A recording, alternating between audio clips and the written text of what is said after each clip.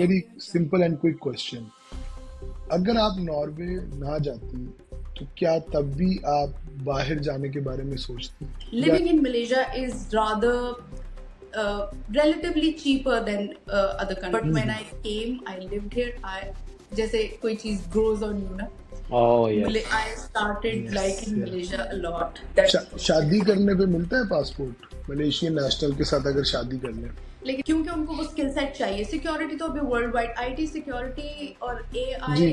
अभी next few years में बहुत हॉट टाइप का एरिया रहने वाला है और बहुत ज्यादा जॉब्स आती है।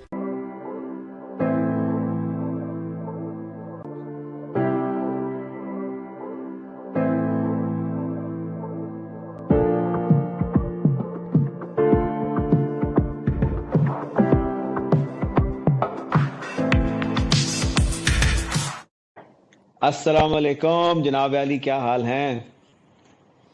वालेकुम अस्सलाम हमजा भाई, क्या हाल चाल है आपका? ठीक ठाक है? अल्हम्दुलिल्लाह, शुक्र अल्लाह का। अस्सलाम वालेकुम अंबर, क्या हाल है? वालेकुम अस्सलाम, मैं ठीक हूँ अल्हम्दुलिल्लाह। Thank you for having me Hamza. Thank you for joining. Ahmad, Amber को मैं थोड़ा सा इंट्रोड्यूस कराता चलूँ। वैसे तो we all come from the same institute, लेकिन Amber and me we have studied in the same batch in IBA. लेकिन मैं आज काफ़ी खुश और काफ़ी एक्साइटेड हूँ कि I think we are connecting after such a long time.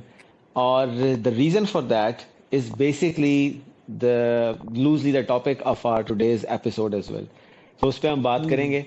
लेकिन Amber has pursued her career in fintech. उनकी जर्नी के बारे में बात करेंगे, बहुत सी और बातें भी करेंगे।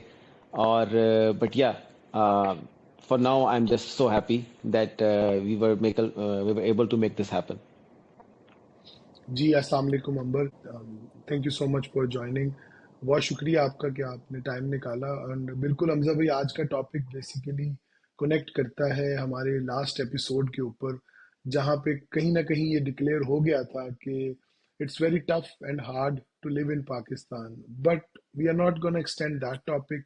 हमारा प्राइम पर्पस ये है कि जाते जाते हमजा भाई ने एक बात की थी, वो ये थी कि यार एक प्रॉपर ना एक हमारा एक पैटर्न होता है एज अ नेशन कि हम सारे अब दुबई, कनाडा, ऑस्ट्रेलिया, इंग्लैंड, इन्हीं जगहों पे जाए जा रहे हैं। तो if you think that you want to settle down outside Pakistan, तो और भी ऑप्शंस है, जिसके अंदर multiple European, eastern, south Asian बहुत कंट्रीज है आप वहाँ पे, और वो बहुत अच्छी कंट्रीज है।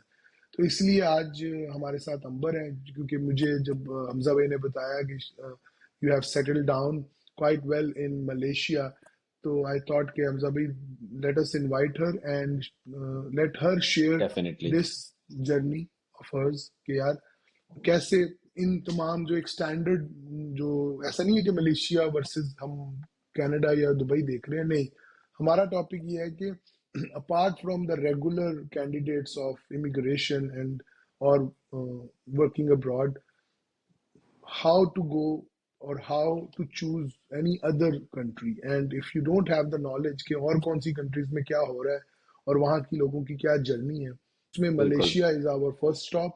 और इसी तरह हम और भी लोगों को जो दूसरी कंट्रीज में apart from the normal candidates हैं, हम उनको लेकर आएंगे। तो ओवर टू यू।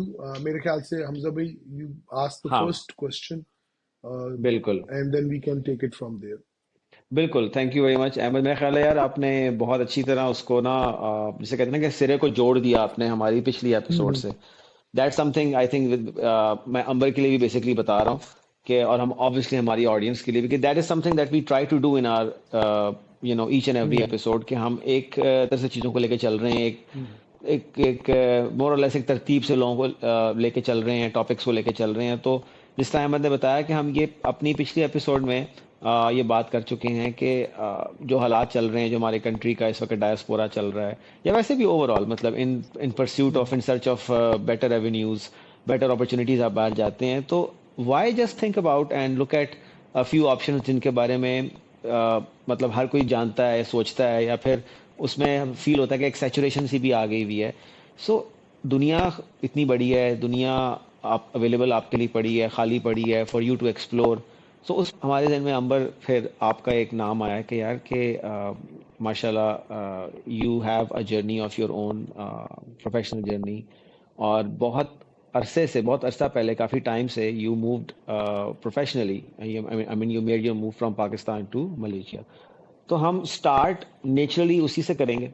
और पहला सवाल बेसिकली ये होगा कि ब्रीफली अपनी जर्नी को थोड़ा सा के बारे में थोड़ा सा बताएं, कैसे शुरू हुई, मलेशिया तक जाना कैसे हुआ, और कहाँ से सारा कुछ शुरू हुआ after IBA. So yeah, over to you. Okay.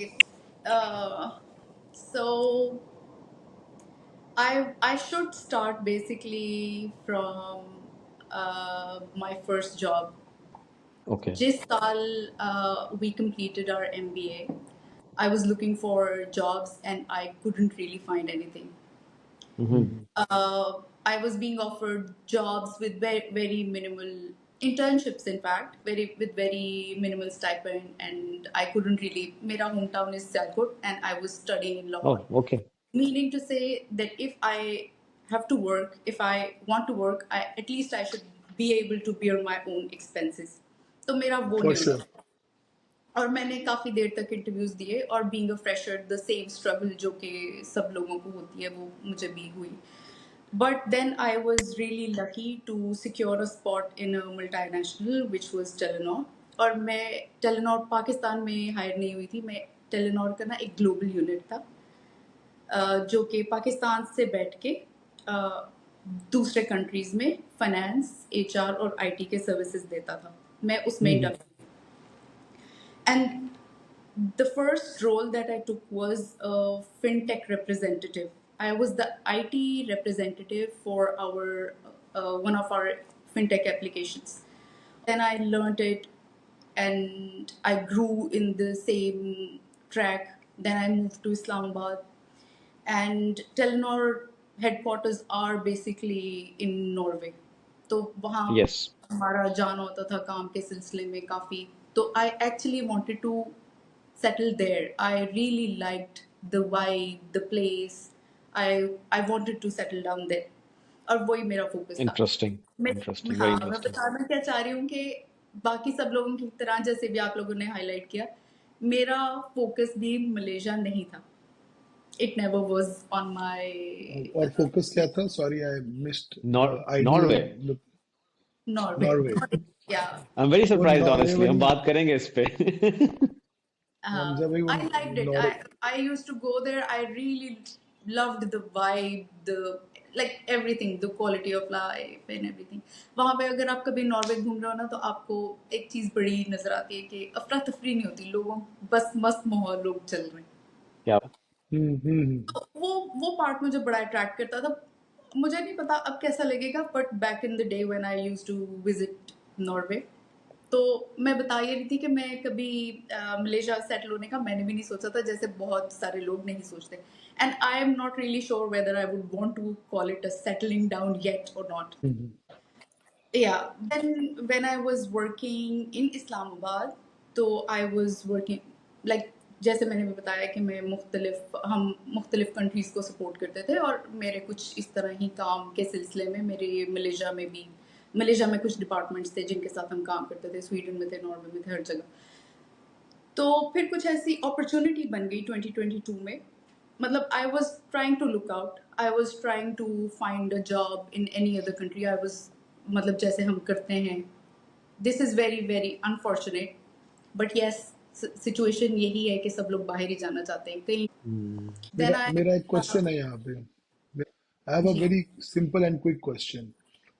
अगर आप नॉर्वे ना जाती तो क्या तब भी आप बाहर जाने के बारे में, या ये सवाल इस तरह गुड भी हो क्वेश्चन। सकता है कि बिकॉज आप नॉर्वे गई कंपनी की तरफ से तो उस एक्सपोजर की वजह से आपका दिल किया कि यार मैं किसी और जगह पे जाऊं apart from Pakistan. Do you think so? अच्छा. आई थिंक इसके ना दो तरीके से आई वुड अप्रोच दिस. एक है कि whether I would want to go somewhere abroad or not.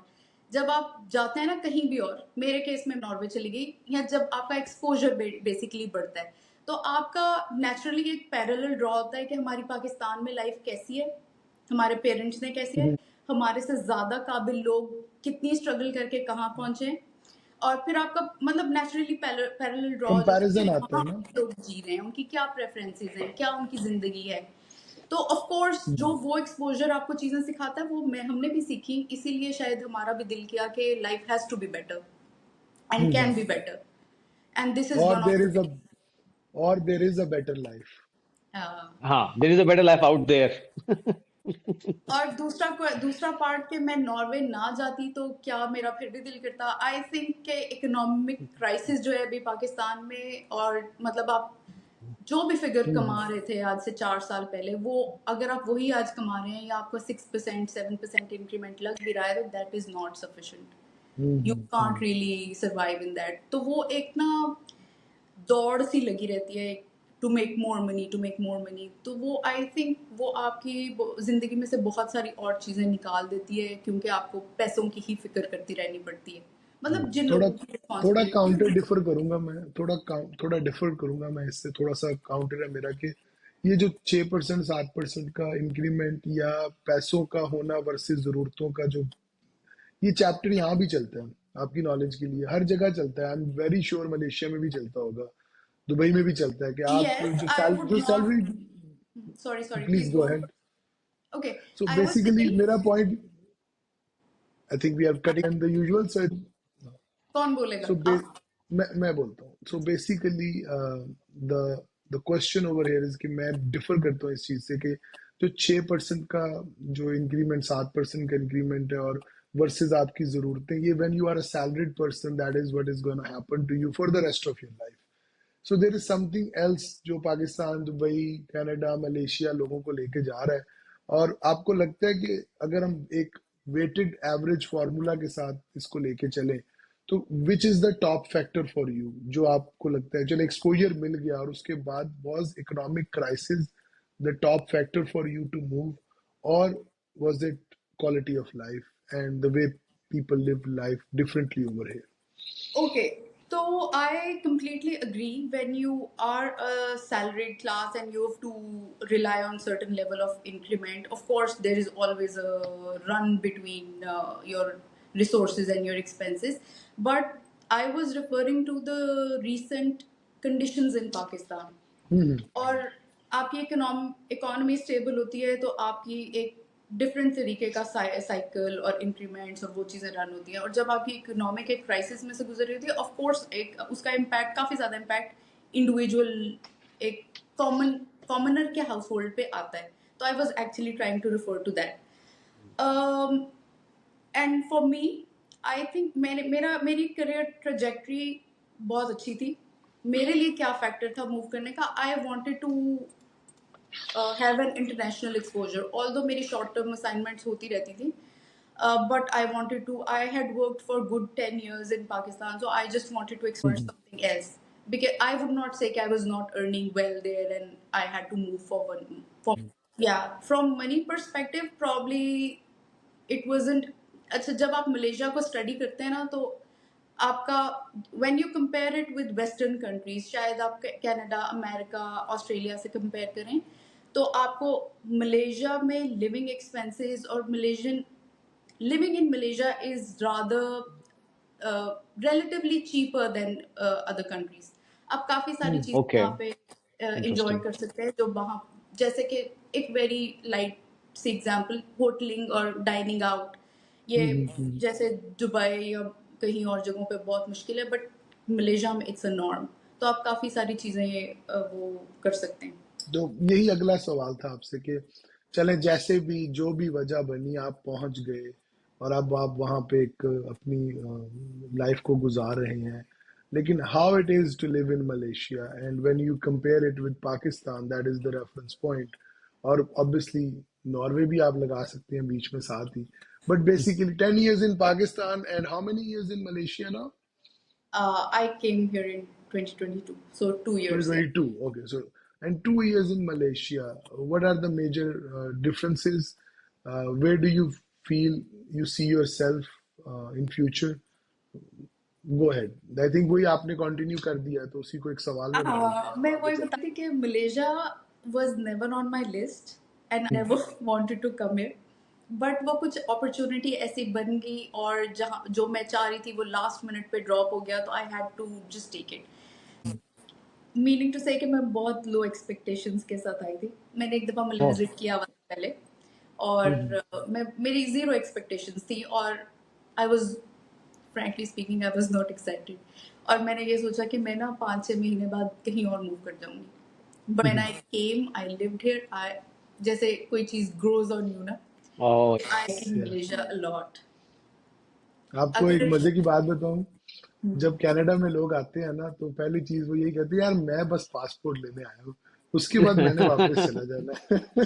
अच्छा, ये तो भी विल टच दिस टॉपिक है, ये बहुत ज्यादा हो रहा है क्योंकि जी। Malaysia is a Muslim country. यहाँ पे बहुत सारे वो मसाइल नहीं हैं जो कि वेस्टर्न कंट्रीज में हैं। जिन लोगों के बच्चे बड़े हो रहे हैं उनके लिए ये काफ़ी चीज़ है। उन लोगों ने, जैसे मैं कुछ फैमिलीज को जानती हूँ, वो पाकिस्तान से ऑस्ट्रेलिया गए, they secured their passports and now they move to Malaysia for the sake of their kids and what kind of environment they're yeah. moving and all that. So बिल्कुल these ऐसा are है some जी। of the considerations. So to answer इसको you, I am loving Malaysia, और अगर Malaysia passport देता हो तो शायद मैं सेटल हो जाऊंगी।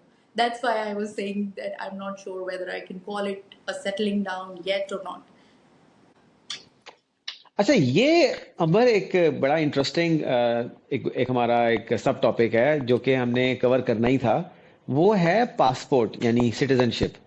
ये एक हमारे पिछले एपिसोड्स में भी ना रिगार्डिंग दुबई और कनाडा, बल्कि एक पूरी एपिसोड कर चुके हैं हम इसके ऊपर, कनाडा के ऊपर। दुबई का तुम्हें पता है, एक नोन फैक्ट है कि एज सच सिटीजनशिप नहीं मिलती दुबई की आपको, ठीक है। और लेकिन आपको कुछ ऑप्शंस मिल जाती हैं कि आप सॉर्ट ऑफ परमानेंट या एक स्लाइटली परमानेंट रेजिडेंट आप बन जाते हैं। इसको गोल्डन वीज़ा कहते हैं। 5 साल का मिल जाता है, 10 साल का मिल जाता है। डिफरेंट उसके मुख्तलिफ तरीके हैं उसके। लेकिन ये अच्छा, मलेशिया भी नहीं देता आपको पासपोर्ट, तो इसके बारे में बताओ। ये दुबई जैसे की तरह ही नहीं देता, कोई ऑप्शन है? या tell us a bit more about it. अच्छा, मलेशिया पासपोर्ट तो नहीं देता as such, but there okay. Are some kinds of visas that they process for you. For I example, see. जैसे अभी आप किसी कंपनी के का जॉब ऑफर एक्सेप्ट करके आए तो they would give you an employment pass. वो एम्प्लॉयमेंट ठीक है। Pass is valid for 2 years and every 2 years it would renew. And once you have stayed in Malaysia for 3 years, उसके बाद you're eligible to apply for a talent pass. Meaning to say, आपको talent pass मिल जाता है, then you do not necessarily have to be attached with any organization. You're on your own visa, right, right. और वो visa होता है 10 साल का। Very nice. लेकिन वो 10 साल में, मतलब उसकी एक थोड़ी सी कॉम्प्लेक्सिटी है कि वो आपको एक ही बार में 10 साल का वीजा नहीं देंगे, वो 5 साल बाद आपको रिन्यू कराना होता है। But pass is for 2 years। इसके अलावा एक वीजा है मलेशिया माई सेकंड होम के नाम से।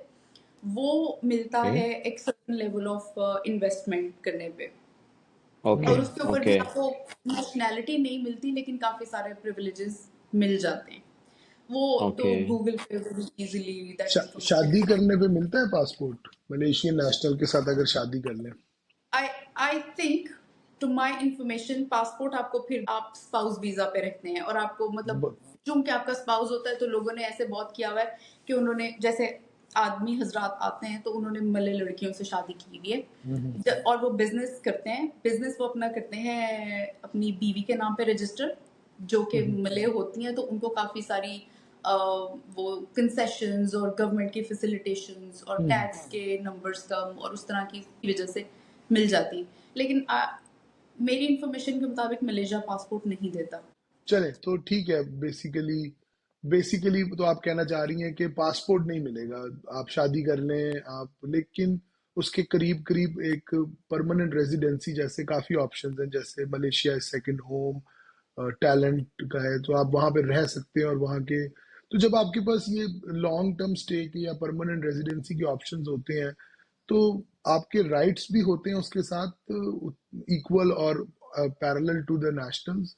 जैसे कनाडा में ऐसा है कि if you are on permanent residency, to give you some perspective, तो I can't vote, but if I'm a Canadian citizen, I can. So लेकिन permanent residency means everything else. The basic element I can't do is vote. Apart from that I am legitimate for every other thing. तो क्या Malaysia में भी जो ये long term रहने के तमाम रूल्स वो है, तरीके जिसमें टैलेंट पास है और जिसके अंदर आपने बोला स्पाउस वीजा है, Malaysia is my second home के नाम से है. तो ओवर टू यू अंबर. तो वोटिंग राइट तो आपको नहीं मिलता क्योंकि ये सच पीआर प्रोग्राम नहीं होता. ये टाइप की फैसिलिटेशंस होती हैं क्योंकि इनको स्किल सेट्स चाहिए होते हैं. तो यू रिमेन अ फॉरेनर. और MM2H Malaysia my second home वाला जो पासपोर्ट है उस पे भी आई डू नॉट थिंक कि आपको एज सच कोई प्रिविलेजेस एज लाइक उस तरह से मिलते हैं. वो हमारे पास एक आई कार्ड होता है, उसके ऊपर मेंशन होता है कि you are a foreigner. Wow. Spouse के केस में they give you dependent pass kind of like something like that. लेकिन आई डोंट थिंक आप उसमें वोट कर सकते हैं. I have explored this area a lot, but I'm sure all this information is available.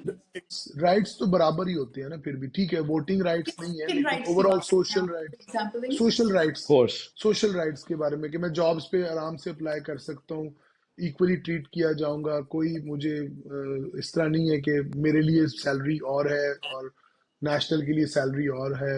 इसकी बात करना चाह रहा हूँ या ओवरऑल ये एनवायरमेंट. इससे मैंने इससे पहले इस कि तरह इससे की पहले कि अंबर इस पे बात करें, इससे मेरा ख्याल है कि हाँ. One thing which I noted जब अंबर एक्सप्लेन करी थी, and that one thing was among all the things जो अंबर ने एक्सप्लेन की कि मलेशिया में सेकंड होम, स्पाउस वीजा वाली और टैलेंट पास वाली. जो मलेशिया में सेकंड होम है उसको आप बिल्कुल यहाँ पर, क्योंकि मैं साथ कंपैरिजन कर रहा हूँ क्योंकि that's what we do right. Dubai में Malaysia my second home is golden visa thing. ठीक है, गोल्डन वीजा थिंग जो है वो यहाँ पर भी है. और 5 साल 10 साल का आपको मतलब मिल जाता है upon certain doing some sort of investment, business investment, property खरीद लिया आपने 2 मिलियन दिरहम की. They are. लेकिन जो चीज़ मुझे डिफरेंस लगा ना, और जो अच्छी चीज़ लगी मुझे मलेशिया की, वो है टैलेंट पास.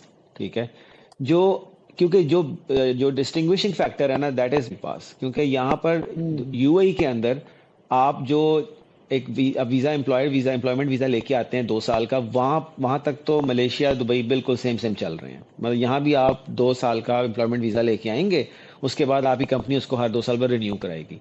लेकिन यहाँ पर कोई टैलेंट पास जैसी कोई चीज नहीं है. ठीक है, यहाँ पर आपने सीधा, अगर आपने इससे हटना है, आपने मतलब आपने अपने आप को अपग्रेड करना है आपका visa status from employment visa, तो यहाँ पर आपके पास गोल्डन वीजा की ऑप्शन ही है या फिर इन्वेस्टर वीजा या बिजनेस वीजा की ऑप्शन ही है मलेशिया में सेकंड होम से, जिसको मैं कंपेयर. टैलेंट पास जैसी कोई चीज नहीं है यहाँ पर. वीजा. आजाद वीजा, लेकिन वो आपको बेसिकली लेना पड़ता है. उसको फ्री लांसर वीजा कहते हैं यहाँ पर उसको, मतलब इस्तेलाह में हम अपनी आजाद डिजिटल वीजा कहते नोमैड हैं. वाला साइड. हाँ, तो उसमें भी ये है कि आप उसको अप्लाई करते हैं और आप वो फिर वही बात आपको जिस तरह अंबर बता रही थी टैलेंट पास की, तो हाँ ये उसमें सिमिलरिटी है कि उसमें आपको किसी कंपनी के वीजा, इस लिहाज से आज़ाद वीज़ा और टैलेंट पास सिमिलर है. लेकिन आज़ाद वीज़ा यहाँ पर ऐसी ऑप्शन नहीं, जिस तरह मुझे अंबर की बातों से लग रहा है कि वहाँ पर टैलेंट पास एक ऐसी चीज़ जो कि हर कोई अप्लाई कर सकता है. यहाँ पर आज़ाद वीज़ा जो है it's a bargain, it's something के हर कोई उसके बारे में सोचता है कि मैं कर सकता हूँ कि नहीं कर सकता, क्योंकि एक तो उसकी मॉनेटरी वैल्यू है ही है, दूसरा उसमें कुछ कॉम्प्लिकेशंस भी हैं कि फॉर एग्जांपल अगर आपने ले लिया है, there are certain things you can do, certain things you can not do. तो और वो रेडिली अवेलेबल नहीं है with the current situation going on here. तो ये चीज़ मुझे लगी. दूसरा जो आपने सवाल अभी आपने पूछा है, और अब जो what you are following up with, कि यहाँ पर जिस तरह एमरेटाइजेशन एक प्रोग्राम चल रहा है, ठीक है, जो कि जॉब एप्लीकेशन वगैरह आप अप्लाई करते हैं किसी जॉब पे, तो जॉब की डिस्क्रिप्शन में और जॉब पोस्ट में मेंशन होता है this job is part of Emiratization plan. Emiratization ये है कि यहाँ के लोकल लोगों को जॉब्स देना. ठीक है, वो एक कोटा है इनका. ठीक है, कि ये जॉब पे नेशनल ही अप्लाई कर सकता है. ठीक है, तो मेरा ख्याल है कि अब अंबर इसको आपके उस सवाल को जोड़ ले कि ये वहां पर भी तो मलेशिया में ऐसी भी चीज ऐसा चल है. रही. ये बिल्कुल है. There are some jobs, most of the jobs basically are announced for local people. हर ऑर्गेनाइजेशन के पास एक सर्टेन कोटा होता है जो जिसके ऊपर वो फॉरेनर्स को हायर कर सकते हैं, और वो भी मतलब एक सर्टेन स्किल सेट, और उनको एक कमेटी है जिससे वो प्रूव कराना होता है कि ये इस स्किल सेट का बंदा चाहिए, और वो मेरा ख्याल है ज़्यादातर कंट्रीज में ऐसा होता है। और जो टैलेंट पास है, yes it gives you relief, but उसकी अपनी एक एलिजिबिलिटी क्राइटेरिया है। फॉर एग्जांपल आपकी मिनिमम सैलरी इतनी होनी चाहिए, और इस I तरह की कुछ see. और चीजें हैं। बट टू अप्लाई दैट वो एक सर्टेन फी है। जैसे कि एक चीज है यहाँ पे, वो तो कोई किसी भी वीजा के लिए उसकी एप्लीकेशन फी डिफरेंट होती है, that applies to this one as well. लेकिन आई डू नॉट थिंक कि वो अप्लाई करना कुछ बहुत मुश्किल है, क्योंकि जैसे अब मैं इधर मिल रही हूँ लोगों से पिछले 2 साल से, लेते हैं वो लोग, लेना चाहते हैं लोग, लुक फॉरवर्ड टू दैट। यहाँ पे लाइफ बहुत, मतलब Malaysia is underrated I would से। अगर आप बहुत रिलीजियस हैं, आप वो उस तरह का लाइफ कंफर्टेबली कंडक्ट कर सकते हैं। आपको इस्लामोफोबिया बर्दाश्त नहीं करना पड़ता, आप डिस्क्रिमिनेट नहीं होंगे इसलिए कि आप मुस्लिम हैं। I am answering that for discrimination. और फिर अगर आपको बहुत वेस्टर्न टाइप का एक लाइफस्टाइल कंडक्ट करना है, आप वो भी उतना ही इजीली कर सकते हैं। यहाँ पे बहुत सारे ब्रिटिश, बहुत सारे कैनेडियन और बहुत सारे लोग सेटल्ड हैं। वो उनकी तो शायद मोटिवेशन एक वेदर, जी. जो भी उनके होते हैं, वो अपना बिल्कुल वैसे रहते हैं जैसे वो रहना चाहते हैं। गवर्नमेंट की तरफ से of course there are areas जैसे कि मस्जिदें और इस तरह की चीज़ें, वहाँ पे एक डेकोरम मेंटेन होता है, वहाँ पे आप एक ड्रेस कोड फॉलो करते हैं। पब्लिक स्विमिंग पूल्स में ड्रेस कोड दिए होते हैं टू रिफ्लेक्ट, आप ये पहन सकते हैं, आप ये नहीं पहन सकते। लेकिन आप, मुझे अल्हम्दुलिल्लाह अभी तक कोई डिस्क्रिमिनेशन एज सच फेस नहीं करनी पड़ी। बट आई हैव हर्ड कि जो लेबर टाइप के जॉब्स होते हैं उसमें कुछ सीन है। चूंकि मैं उस कम्युनिटी का पार्ट नहीं हूँ, तो I can't really shed a lot of light there. But मेरी प्रोफाइल का जॉब, और जिस तरह के हम लोगों के प्रोफाइल्स हैं, या जो लोग अभी ग्रेजुएट हो रहे हैं and they are looking forward to move somewhere, I would recommend Malaysia 100 times. मतलब अगर पासपोर्ट आपकी, मेरा ख्याल है इन नेक्स्ट डेकेड प्रॉब्ली ये पासपोर्ट वाली मोटिवेशन भी थोड़ी चेंज होगी, because of the digitalization of the world, because of the Right. Freelancing. लोग do not want to stick to any one country now, they want to Yes. Move around. तो मेरा अगला सवाल आपने कहीं ना कहीं उसका जवाब दे दिया है, तो मैं लेकिन हाँ. सवाल जरूर पूछूंगा ताकि आप समराइज कर सकें कि अगर पाकिस्तान में इस वक्त एक बंदा, एक यंगस्टर है, वो अभी 4-5 साल हुए हैं काम करते हुए, इकोनॉमिक कंडीशन से वो परेशान है, और वो कहता है यार मुझे बाहर निकलना है। उसका ना दुबई का वीजा लग रहा है, ना उसकी कनाडा की पीआर हो रही है, ना ऑस्ट्रेलिया वाले उसको बुला रहे हैं। तो मलेशिया उसके लिए क्या एक अच्छा ऑप्शन है? और तीन तीन चीजों को जरूर डिस्कस कीजिएगा, सो financially, socially and long term future. Okay, तो जो अभी नए लोग आ रहे हैं, आई थिंक कि उनको, अगर मैं किसी को मशवरा दूंगी तो मैं सिंपली इस चीज़ के ऊपर मशवरा नहीं दूंगी कि किस कंट्री में आप जाएं। हर कंट्री में जैसे कि कुछ तरीके की जॉब्स होती हैं, वो उनके पास अपने लोकल बंदे बहुत निकल आते हैं। फॉर एग्जांपल अगर आप प्रोजेक्ट मैनेजमेंट करते हैं, या आप कोई इस तरह का स्टेक होल्डर मैनेजमेंट में आपकी एक्सपर्टीज़ है, ये इस तरह की जॉब्स होती हैं कि आप कहीं भी अनाउंस करें, आपको लोकल बहुत बंदे मिल जाते हैं। जैसे फॉर एग्जांपल अभी कुछ साल पहले से एक वो ट्रेंड चल रहा है कि आईटी, हार्डकोर आईटी, पाइथन और ये जो इस तरह की लैंग्वेजेस हैं, Machine AI, machine learning. Coding, Hmm. हाँ इस तरह की चीज़ें हैं, ये बहुत इन डिमांड होती हैं। और इस तरह के बंदे, for example IT security, in in jobs पे आपका चांस बहुत ब्राइट हो जाता है, क्योंकि आपके पास स्किल होती है and they want really competent people there. तो अगर कोई लोग अभी अपना करियर बिल्ड कर रहे हैं, तो I would recommend them to invest in a demanded skill set. अपने ऊपर इन काम सीखें। ये हम बहुत दफ़ा ऐसे हो जाता है कि हमें कहीं अच्छी जगह पे जॉब मिल जाती है, and we build a comfort zone they कि हम तो एक अच्छी ऑर्गेनाइजेशन में आ गए हैं, और डे टू डे ऑपरेशंस में हम अपने अपने आप को डेवलप करने के लिए उतनी एफर्ट नहीं लगाते। वो लगानी चाहिए, और अपना स्किल सेट ऐसा बिल्ड करना चाहिए कि you are the relevant candidate और पाकिस्तानी जितने मैं जानती हूँ यहाँ पे they are really competent people, but I think there should be forums जो कि यंगर जनरेशन को गाइड कर सके कि कैसे चलना है, क्या करना है। आप जितने मर्जी माहिर, let's say I'm not undermining, I'm also doing sir project management at this time. Excel का वी लुकअप लगाना आना चाहिए यूनिवर्सिटी से निकलने के बाद। आप ये कहना चाह रही हैं कि अगर आपने 4 साल कहीं पढ़ लिया तो जब आप कहीं जॉब में जा रहे हो और काम कर रहे हो और आप मलेशिया के लिए अप्लाई कर रहे हो तो आपको असाना टास्क यूज करनी आनी चाहिए, आपको जीरा या असाना या स्लैक यूज करना आना चाहिए, आपको गूगल करना आना चाहिए, बेसिक्स है।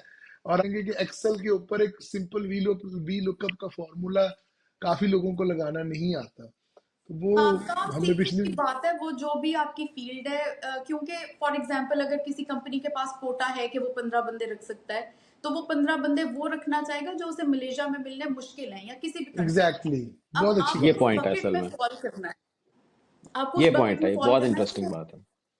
हाँ, अपने ऊपर मेहनत करनी पड़ेगी। और जब आप हम्म। जैसे कि मैंने अभी बहुत सारे लोगों को देखा, आईटी सिक्योरिटी के बंदे जर्मनी में बहुत इंडक्ट हो रहे हैं क्योंकि उनको वो स्किल सेट चाहिए। सिक्योरिटी तो अभी वर्ल्ड वाइड, आईटी सिक्योरिटी और एआई अभी नेक्स्ट फ्यू इयर्स में बहुत हॉट टाइप का एरिया रहने वाला है और बहुत ज़्यादा जॉब्स आती हैं। और अब जो एक नया एआई, जनरेटिव एआई और ये वाला ट्रेंड चल रहा है, लोगों को सीखना चाहिए। अभी ऑर्गेनाइजेशंस में सेंटिमेंट है कि probably I would lose my job because AI is coming. Use करना आता है, अगर आपको एआई का पता है और अगर आपको अपनी डोमेन ऑफ वर्क का पता है, तो you are the best combo. You are the one who can help organisation adopt that. तो सर आपको एक बात कहूँ मैं, मेरा आज का जो लेक्चर है क्लास जब मैंने पढ़ाने जाना है उसका टॉपिक पता क्या है? How to use ChatGPT to make your assignments. अच्छा, अब अहमद भाई क्या आपके इस टॉपिक के सिलसिले में और अभी अंबर जो बात करी थी, मैं आपको मशवरा दूंगा before you go to deliver this lecture today, please do watch the interview, the podcast of head of Samsung Pakistan. I just watched it yesterday और बहुत अच्छे तरीके से उन्होंने एक्सप्लेन किया। He is the head of marketing Samsung Pakistan, ठीक है। और उसने एक्सप्लेन लिंक किया बड़े शेयर अच्छे। कीजिएगा। मैं आपसे करता हूँ कि किस तरह किन किन चीज़ों में एआई आपकी लाइफ को आसान बना रही है और ये कितना बड़ा धोखा आपको दिया जा रहा है ये बात कह के कि AI has come here to replace you और take your job away. Basically it's here to help you, you can do wonders with it. लेकिन ये तो मैं आपको खैर लिंक शेयर करूंगा। अंबर की बात से एक ऐसा सवाल मेरे जहन में आया करने का जो कि कहीं दबा मेरे माइंड में पड़ा हुआ था, और ये आज से नहीं, ये स्पेसिफिकली अंबर से रिलेटेड भी नहीं है, ये मलेशिया से रिलेटेड है। ये मलेशिया से और फार ईस्ट से रिलेटेड है, क्योंकि we all watch a lot of content over the internet on YouTube. मैं अहमद को पता है मैं बहुत ज़्यादा बिंज वॉच करता हूँ यूट्यूब के ऊपर कंटेंट, बहुत ज़्यादा, और बिल्कुल डिफरेंट तरीके का, science, technology, history, arts, music के ऊपर मैं बहुत कुछ देखता हूँ। मुझे मलेशिया के बारे में ओवरऑल और फार ईस्ट के बारे में, आप क्योंकि यू आर इन मलेशिया तो मैं ऑब्वियसली मलेशिया की बात करूंगा। एक चीज़ मैं ज़रूर पूछना चाहूँगा यार, मुझे ऐसा लगता है कि वहाँ पर यंग जनरेशन का स्किल लेवल बाकी दुनिया से बहुत ऊपर है, ठीक है। जो उनकी स्किल डेवलपमेंट है उनकी यंग जनरेशन की, वो पता नहीं क्या खिला रहे हैं उनको, क्या बना रहे हैं। I have had the privilege to work with some Malaysians in Pakistan. ऐसा लगता था कि ये मैं किसी रोजाना कुछ एलियन से कम्युनिकेट करता हूँ, ठीक है। जो एक फॉरेन टेक्नोलॉजी अपने साथ लेके आए हुए हैं, उनका सोचने का अंदाज ही अलग है। I have work with Europeans, I have work with many nationalities, लेकिन वो जो मुझे एक एक्सपीरियंस हुआ वो कुछ यूनिक ही था। और इसको मैं फिर बिफोर यू स्टार्ट अंबर, हम एक दूसरे सवाल से लिंक करूंगा जो शायद हमने कहीं ना कहीं पूछना था मैंने, या अहमद ने मुझे, था कि थोड़ा सा छोटा सा कल्चरल और मे बी सोसाइटल कंपैरिजन आप कर दो, क्योंकि आप नॉर्वे भी गई हो और आपने उन लोगों के साथ भी काम किया है। तो how is for you, how is Malaysia as compare to may be the some of the European countries? So मेरा ख्याल है थोड़ा सा इस बारे में आप बताओ। तो पहले मैं एड्रेस कर लेती हूँ कल्चरल डिफरेंसेस वाली चीज़ को। तो मलेशिया कल्चरली बहुत डाइवर्स है। यहाँ पे आपको मुस्लिम्स, मलेज खुद मुस्लिम्स हैं, गवर्नमेंट इनकी मुस्लिम होती है। यहाँ पे बहुत बड़ी कम्युनिटी चाइनीज़ की है जो कि बुद्धिस्ट होते हैं मोस्टली। देन यहाँ पे बहुत काफ़ी बड़ा नंबर साउथ इंडियंस का है जो कि एक हिंदू कम्युनिटी है। तो just like I was saying कि I have been lucky enough not to face any Islamophobia or discrimination. तो I think I can comfortably say कि दूसरी कम्युनिटीज़ जो अभी मैंने हाईलाइट की वो भी बड़ा कंफर्टेबली रहती हैं। और जैसे मैं अभी थोड़ी देर पहले जिक्र कर रही थी कि जैसा लाइफस्टाइल आप चाहते हैं गुजारना, मलेशिया एक ऐसी जगह है कि आप बड़ा कंफर्टेबली गुजार सकते हैं।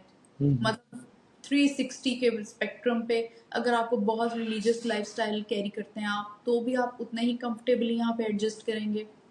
और अगर आपको वेस्टर्न काइंड ऑफ लाइफस्टाइल पसंद है, आपका ड्रेस कोड, आपका कंडक्ट, आपकी खाने पीने की चीज़ें, हर तरह की हलाल नॉन हलाल आइटम्स, एवरीथिंग, हर तरह का कुजीन आपको मिल जाता है।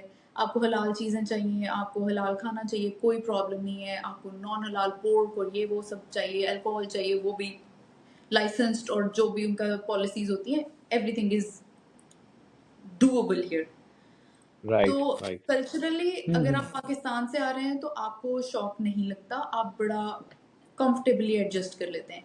ये है कि उर्दू हिंदी ज़्यादा लोगों को समझ नहीं आएगी, आपको इंग्लिश सीखनी, इंग्लिश आती गॉट होनी इट चाहिए। और जब आपको इंग्लिश आती है तो आप ज़्यादातर कम्युनिकेट कर लेते हैं।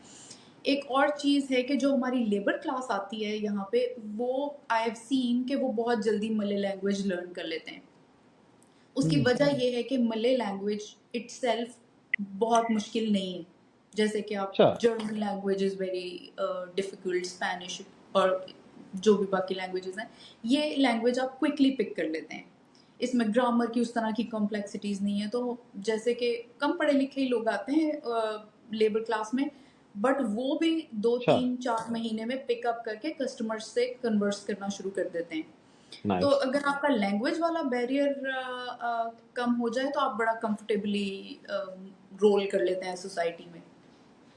आप मैं बस मैंने एफर्ट थोड़ी सी निकाला, बोल मेरा के इंग्लिश दिखाएं। से काम चल जाता हाँ है। हाँ हमारी होता ना हमारी ऑडियंस के लिए थोड़ी सी बोल के दिखाएं थोड़ी सी हमारी ऑडियंस के लिए बोलते दिखाएं। अच्छा, जैसे अपने आप को गुड इंट्रोड्यूस करवा मॉर्निंग दो फॉर मैं एग्जांपल नहीं, मैं इंट्रोड्यूस नहीं करा सकती अपने आप को। ओके मुझे छोटी छोटी जैसे ग्रीटिंग्स आती हैं, जैसे कि गुड मॉर्निंग को बोलेंगे सलामत पागी, मैं खुदाफिज पागी को बोलेंगे खुदाफिज, जुम्पा लगी, like see you again, how are you, आपा कबर, आई एम गुड, सेहत बाइक, सम ओके ओके थोड़ा अच्छा, थोड़ा। थोड़े थोड़े उर्दू जैसे लफ्ज है, सेहत बाइक। जैसे कि when you've done, तो you would say सुदा मकान, सुबह। मकान is food, सुदा खत्म शुदा से शुद्ध सुदा, ओके तभी like ओके that। ओके तभी नाइस जो वो जैसे क्विक पिकअप की आप बात कर रही हैं, जो आप क्विक पिकअप की बात कर रही हैं, the words how they are pronounced, the vocal power you need and similarity along with Urdu language itself, वो काफी ज्यादा है, तभी क्विकली पिकअप हो रहा यस, अरबिक है। से भी, लेकिन बेसिकली अरबिक अरबिक से से भी, भी। हाँ, अरबिक, क्योंकि उर्दू तो है ही ओरिजिनेटेड हाँ फ्रॉम हाँ वही मैं उर्दू कह रहा हूँ लैंग्वेज। अरेबिक का भी ये एग्जैक्टली यहाँ पर यही पैटर्न है कि हमारी जितनी लेबर लेकिन क्लास यहाँ पर मुझे तो आती है पठान हमारे मुझे सारे तो जो है बड़ी, वो सबको अरेबिक आती है हाँ बिल्कुल ऐसा ही है, मुझे तो वैसे जगह क्यूट है सी मेरा ख्याल लैंग्वेज है। है। Sorry sorry sorry, I miss. मैं कैसे, वो हाँ जिससे छोटा हाँ बेबी नहीं बोल रहा था, गब गब जब जब गू गू गागा। अच्छा, इनके स्लैंग्स भी और इनके जो टोन्स होती है ना बात करने के दौरान, वो बड़ी डिफरेंट है, वो आपको पिक करनी होती है। शायद क्या, लैंग्वेज उतना मसला अच्छा, नहीं होती। हाई पिच है लो पिच है, लाइक जैसे मतलब ट्यून, टोन कैसी है, सॉरी, लाइक लो तेज तेज बोलते हैं लो, या आराम आराम से बोलते हैं? ये बड़े पेशेंट लोग हैं, बहुत पेशेंट। अब बोलते भी आराम से हैं, 2 घंटे ट्रैफिक में भी खड़ा होना पड़ गया तो कोई आपको हॉर्न सुना ही नहीं देगा। तो फिर बड़े हम पाकिस्तानी कंफर्टेबली अच्छा कैसे बैठ। एडजस्ट करेंगे? हम पाकिस्तानी कैसे एडजस्ट करेंगे? हम तो हॉर्न पे हाथ रख के गाड़ी चलाते हैं, हाँ। डी करें। अच्छा, मैं जब असल हॉर्न में बजता है तो सबकी अटेंशन चली जाती है कि there is something big that has happened on the road, otherwise there would be no horns. अच्छा तो बड़े अच्छा खैर पेशेंट लोग हैं। कल्चर डिफरेंसेस के ऊपर काफ़ी इंटरेस्टिंग तुमने बातें बताई हैं कि बेसिकली कि नहीं है मतलब ना होने के बराबर हैं और एक कल्चरली एक बहुत अच्छी जगह है कि आप बड़ी जल्दी एडजस्ट कर बहुत सकते मजे हैं की है। तो दूसरी चीज़ जो है ना दूसरा सवाल इस पे जो what you have discussed so far in this podcast, और मेरे जहन में काफ़ी अरसे से एक बात आती थी। मैंने सोचा हुआ था, एक सब कॉन्शियस में थी कि किसी ऐसे बंदे से पूछूंगा जो कि मलेशिया में या फार ईस्ट में है, उसने ज़िंदगी गुजारी है और वो है पाकिस्तानी या देसी, या उसको पता होगा कि मेरा भी थोड़ा सा एक्सपीरियंस हुआ कभी कुछ मलेशियन के साथ काम करने का। तो मुझे एक चीज़ बड़ी स्ट्राइकिंग लगी, और इसके अलावा ये कि कुछ जो आप जिस तरह आप इंटरनेट और यूट्यूब वगैरह के ऊपर आप डिफरेंट चीज़ें देख रहे होते हैं, आप बहुत कुछ देख रहे होते हैं, तो उससे भी आपको कुछ ना कुछ इन्फॉर्मेशन मिल ही रही होती है। सो इन दो मीडियम से कह लो कि मुझे ये चीज़ फील हुई कि यार ऐसे लगता है कि जिस तरह मलेशिया में स्किल डेवलपमेंट यंग लोगों की, मतलब स्टूडेंट लेवल से जो चीज़ें सिखाई जाती हैं, पता नहीं क्या, जैसे कहते हैं ना पंजाबी में, की खवांदे पे हैं। मतलब ऐसे लगता है कि बहुत ज़बरदस्त तरीके से कर रहे हैं, और मतलब वो लेवल ही और फील होता है यार। जब मैं जिन लोगों की बात कर रहा हूँ जिनके साथ मैं काम करता था जो मलेशिया में थे, being in Pakistan of course, तो ऐसे लगता था कि बड़ा ना अपने आप को मेंटली प्रिपेयर करना पड़ता था कि यार, कि पता नहीं यार, ये पता नहीं कौन से एलियन है, कौन सी एलियन टेक लेके अपने साथ आए हुए हैं, इतने एडवांस्ड हैं। और जो मैं जिस बात कर रहा हूँ, जिस तरह मैं यूट्यूब वगैरह पे देखूं, तो आर्ट्स एंड म्यूजिक के ऊपर वहाँ के छोटे छोटे बच्चे मतलब इतने एबल किस्म के लगते हैं, मतलब even more than western country. So इस बारे में तुमसे पूछना चाह रहा था। अभी मेरे जहन में ये चीज़ आई है कि हम जब अपने बच्चों को कहते हैं यहाँ पर, अपने यंग जनरेशन को, भाई हाँ ठीक है, you can go to Malaysia, do we need to prepare them in terms of their competence, के भाई हाँ तुम्हारा स्किल लेवल, ये चीज़ें तुम्हें आनी चाहिए, कि तुम जिस लेवल पे जा रहे हो, जिस तरह यू ऑल्सो टोल्ड कि भाई यहाँ आते हैं तो आपको टॉप ऑफ द लिस्ट होना है। तो इस बारे में मैं चाह रहा हूँ कि थोड़ा सा और बताओ। I would like to say कि कॉम्पिटेंस इज द की। वो तो आपको अचीव करना ही पड़ेगा, वो एक बार जो मेंटेन होता है यहाँ जैसे अभी मैं बताई थी कि यहाँ पे बहुत बड़ी कम्युनिटी इज चाइनीज। और मैंने ये देखा है, right. I am not saying कि बाकी लोग नहीं होते, बट चाइनीज लोग put a lot of effort. मेरे साथ कलीग्स काम करते हैं, वो आई सुबह के गेट इट। गर्म पानी से शाम के गर्म पानी तक का अपना खाना साथ लेकर आते हैं। उनके टेबल पे पड़ा होता है, उन्होंने ब्रेक नहीं लेना। उन्होंने, जैसे हमारे पाकिस्तान में हम सब ने काम किया हुआ, वी नो कि हम सुबह आएंगे, हम एक दफ़ा चाय पियेंगे, फिर हम बैठ के थोड़ी देर काम करेंगे, फिर हमारा स्मोक ब्रेक हो जाएगा 10 मिनट का, फिर हमारा लंच हो जाएगा। और इस तरह हम थोड़ा उठते बैठते। मैंने यहाँ पे लोगों को देखा है, लोग नहीं उठते सीट से, और हम्म। पूरी कमिटमेंट, बहुत डिलीजेंटली काम करते हैं। और जो एरिया किसी बंदे के पास है, वो उसका मास्टर होगा उस जी। अपने काम में। बहुत अच्छे, एक ये अलग पर्सपेक्टिव प्यारी भी बात। प्रेजेंट करता है एग्जैक्टली। कि कुछ लोग यहाँ पे लेड बैक भी हैं, कि एक मतलब लेट्स से कि एक community laid back and they want the other people to work, but the other people that are there to cover them is really really strong. By other people I mean the Chinese folks. यार ये बढ़िया, एक और बड़ी interesting बात की है Ahmad. The people I was just mentioning referring to, मतलब जब मैंने सवाल पूछा अंबर से, अंबर को पता है वो सब के सब लोग चाइनीज मलेशियंस थे मैं जिनकी मैं बात कर रहा था। और हाँ, वाकई वो ऐसे फील होता था कि जिस तरह यार वो कोई रोबोट भी यार एक बहुत इंसल्ट मास्टर। लग रही है मुझे। सर सर जो चाइनीज है ना, they are a very very hard working nation itself. और वो हाँ आप इस तरह समझ लें कि वो सोशली वो है ही है। और I think with passage of time उनकी जीन जेनेटिकली वो एक हाँ। चीज बन गई हुई है, लेकिन आप ये सोचे सोशली ना कि उनकी पूरी। एक चाइनीज बंदा है वो मलेशिया में आके, जिस तरह अंबर कह रही है, एक डाइवर्स कल्चर में आके, उसको सिर्फ वो चाइनीज नहीं रहा ना सर। बात ये है कि वो चाइनीज बंदा है तो ठीक है, उसके अंदर वो चाइनीज पना तो है, लेकिन वो मलेशिया आके उतनी डाइवर्सिटी के अंदर इंग्लिश उसको जबरदस्त आ गई, ठीक है। मतलब वो इतना अडेप्ट हो गया चीजों से कि वो फिर बला बन जाता है, वो फिर वो चाइनीज अच्छा, का भी कोई चीज बन जाता है। One more point. जो यहाँ पे चाइनीज है ना, ये चाइना के लिए ना, इंडिया में बिजनेस करने के लिए Malaysia is the best location. India बहुत आई बड़ी सी। मार्केट है इनके लिए, जिसको ये मोस्टली मलेशिया से ऑपरेट करते हैं। तो हम्म। यहाँ पे चाइनीज लोग बहुत पुराने आके, जनरेशंस पहले आके सेटल हुए हुए हैं। हम्म। मैं ऐसे भी चाइनीज राइट। लोगों से मिली हूँ जो हार्डली अपनी लाइफ में 1 या 2 बार China just as a tourist गए होंगे, सर लेकिन वो यहाँ पे भी चाइनीज ऐसे ही है। म्यूजिशियंस। हाँ, और वो यहाँ पे यहीं की एजुकेशन है, और मतलब this is how they are trained, very diligent, very focused. और वेरी नाइस। अपने काम में बहुत बहुत माहिर Makes sense. ये Makes sense. ये सर मेरी सबसे बड़ी प्रोक्रेस्टिनेशन का कॉन्सेप्ट नहीं है वहां पे ना, सोशली उन्होंने देखा ही नहीं कभी बड़े होते हुए।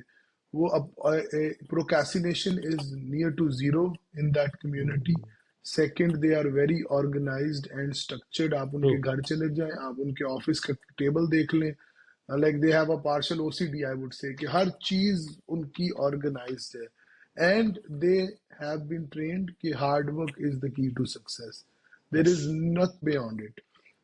कोई बंदा चाहे वो अली बाबा का क्यों, जैकमा क्यों ना हो, या वो एक आपका छोटा सा और नॉर्मल सी कंपनी में एम्प्लॉय क्यों ना हो, they believe in putting the work in, जो कि माजरत के साथ हमारी कंट्री के अंदर, इवन दो के कायद ने भी कहा काम काम और सिर्फ काम काम, वर्क वर्क वर्क, डिसिप्लिन, लेकिन हम लोग फॉलो नहीं करते। आप किसी भी पाकिस्तानी से पूछें तो वो कहेगा यार मुझे काम करना है, कोई कारोबार करना है, अपना कोई बिजनेस करना है, बस उसकी अल्टीमेट गोल ये होगा कि मुझे नंबर ऑफ आवर्स दिन के काम कम करने पड़े और पैसे ज्यादा मिल गए।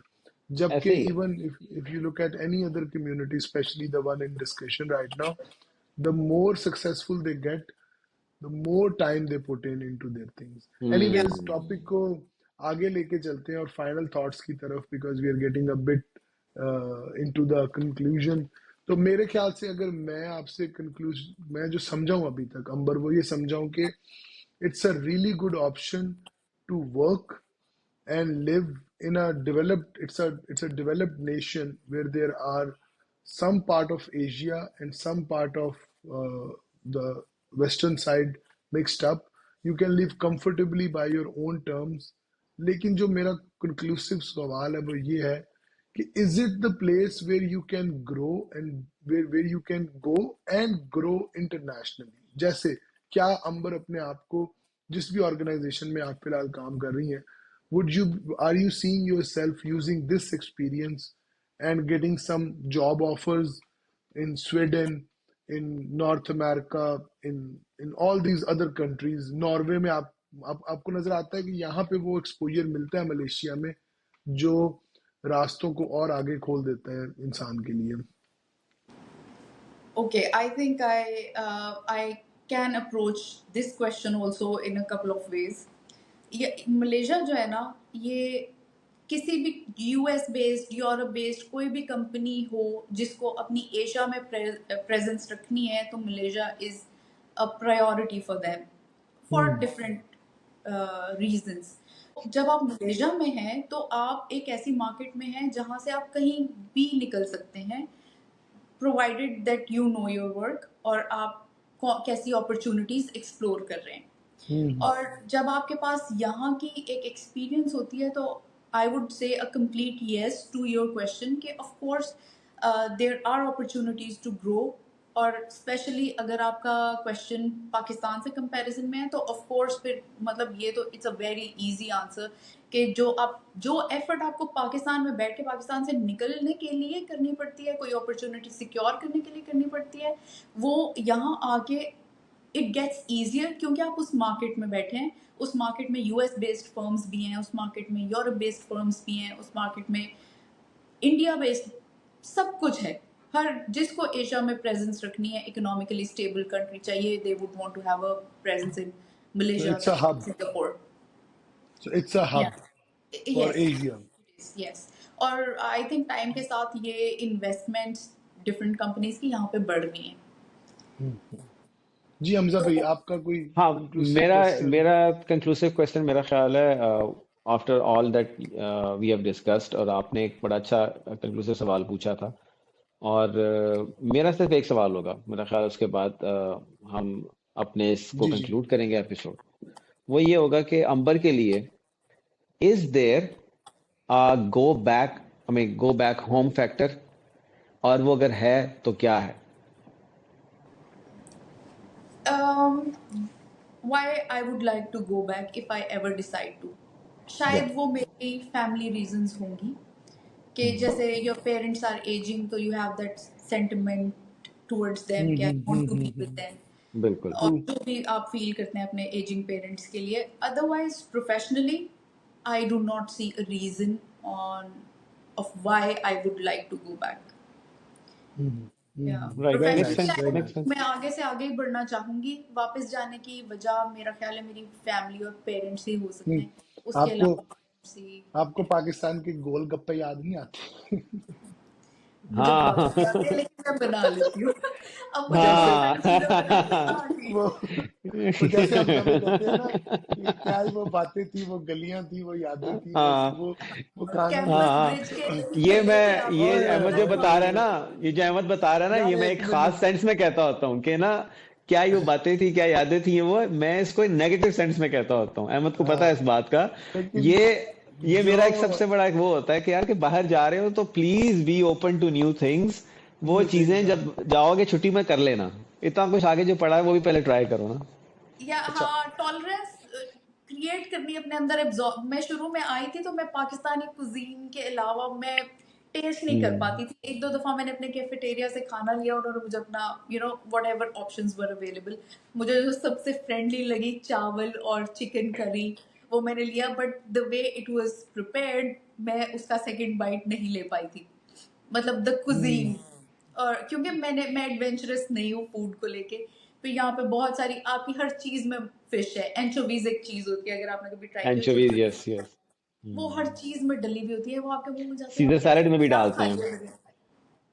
तो वो थोड़ा आपको आहिस्ता आहिस्ता आपको आदत डालनी पड़ती है, और फिर आप खाने भी एक्सप्लोर करते हैं, आप सब चीजें करते हैं, फिर आपको पता चलता है कि यार अहमद भाई, ये जो खाने की एक एक्सप्लोरेशन है ना, ये बड़ी से कहते हैं ना, बड़ी कुत्ती चीज होती है। अगर आपको लग जाए ना एक दफा, मुझे याद है अपने दोस्तों के साथ मैं ही बात कर रहा था यार कि बड़ा मैं जनाब एक्सप्लोरर हूँ, फूड में एडवेंचर हूँ, ट्राई करने का शुरू से शौक है। लेकिन यार ये मुझे सुशी वुशी कभी समझ नहीं आएगी जिंदगी में ना। सर प्रॉपर क्रेविंग होती है सुशी की, मुझे क्रेविंग हाँ, मुझे कि आती आज समझ सुशी। के सुशी। अब ये हाल हो गया है कि पिछली बार मैं और बेगम जो है वो गए, यहाँ पर वाटर फ्रंट मार्केट है, फिश मार्केट का, फिश बाय करने का ऐसा प्यारा एक्सपीरियंस जिंदगी में कभी नहीं हुआ। वो उसके बारे में कुछ बताऊंगा आपको लेटर। लेकिन भाई आपका क्या लेके आया है? ऑक्टोपस। मुझे इतने हाँ, अरसे से शौक चढ़ा हुआ था देख देख के यार कि मैंने ऑक्टोपस भी खाना ऑक्टोपस भाई पूछ लो किसी को, मेरे ख्याल में हलाल नहीं होता। है। नहीं नहीं सर, मैं जो पूछ डेफिनेशन लेना फॉलो किसी को, करना है ऑक्टोपस लाना। आपको पता है मैं कौन सी डेफिनेशन फॉलो करता अब हूँ? मेरे ख्याल से इसको कंक्लूड करें।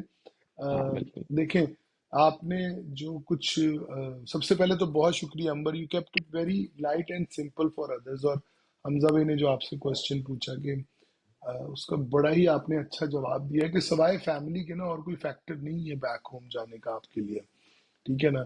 क्योंकि बाकी सब चीजें आपको यहाँ पे या उससे अच्छी ही मिल रही हैं। तो मेरा ये कंक्लूजन है जो मैं आपकी बात से समझा हूँ, वो ये है कि यार it's a really good spot to move, to get a head start in your career. और even if you are like 5 years down your career, you would get the international exposure. Along with that, you would develop some skills which are like आप अपने professional skills which are more of like being more organized and being more get go, तो आपके अंदर वो एक ambition develop होगा और exposure of working with an international global market and people because it's a hub to Asia. तो you would find opportunities to go beyond. और अगर आप नहीं भी बाहर जा सके मलेशिया से, तो itself अगर एक होने के नाते आपने एक मुसलमान कंट्री में रहना है और वो कंट्री अच्छी है और वो आपको तमाम बेसिक राइट्स और ज़रूरियात देती हैं, और आप जो तो बिल्कुल। Malaysia is a very good option, yes, जहाँ पे आप लैंग्वेज भी इजीली सीख सकते हैं और आप अपनी ज़िंदगी को यहाँ पे और गुजार सकते लैंग्वेज हैं। क्यूट भी है, आपसे पता लगा हमें। हाँ, और लैंग्वेज क्यूट भी है काफ़ी। तो अगर आपने क्यूट लैंग्वेज सीखनी है और आपने एक अच्छी ज़िंदगी गुजारनी है, तो और अगर आपका आपके वो जो आपकी ड्रीम कंट्री है वहाँ पे नहीं हो पा रहा, तो Malaysia is also a good option to make your dreams come true. Aha, Malaysia is a aha. Great option. Malaysia is underrated और जरूर एक्सप्लोर करना चाहिए। यहाँ या आके मुझे अंबर की ये बात और बहुत पसंद आई अंबर है, का वीलॉग अंडररेटेड वाली। जरूर देख। अंबर का वीलॉग देखें, आपको पता लगेगा क्यों हाँ अंडररेटेड हाँ कह रही है वो। हाँ, जी सही बात है। We will share the link Amber, we will share the यार लिंक ऑफ योर चैनल। मैं इतना कंसिस्टेंट नहीं रह पा रही अपने ब्लॉग्स के साथ, but I am looking forward to resume it soon. इसी के साथ हम अपना एपिसोड क्लोज करते हैं और बहुत शुक्रिया अंबर आपका ज्वाइन करने के लिए और हमें मलेशिया की लाइफ के बारे में बताने के लिए, और सब बाकी सब लोगों को अपना ख्याल रखें, खुश रहें, लाइक करें, सब्सक्राइब करें। फिर मुलाकात होती है। अल्लाह हाफिज। थैंक यू वेरी मच जी। अल्लाह हाफिज।